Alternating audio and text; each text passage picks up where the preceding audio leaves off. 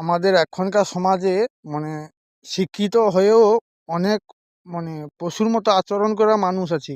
কিন্তু এই দাদা ভাই যার পড়াশোনা খুবই কম, আমাদের বাড়ির পাশেই বাড়ি, যার মাধুপুরি করে সংসার চলে, কিন্তু তার মূল্যবান কথাগুলো শুনো, মধু চেয়ে অমৃত।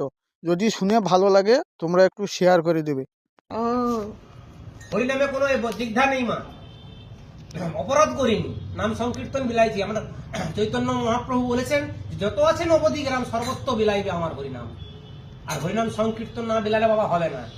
আর আমাদের আমাদের সনাতনী ধর্মটা বাবা এত ছোট ধর্ম নয়, খুব বড় ধর্ম।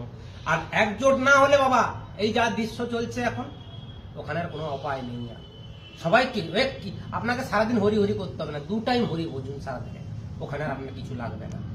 শুধু দ্বারে মাগো আমাদের মন্দির থেকে বাধ্যকতা আসতে হবে। হরে কৃষ্ণ, রাধে রাধে। জয় নিতাই, জয় নিতাই। ওখানে কোনো অপরাধ নেই।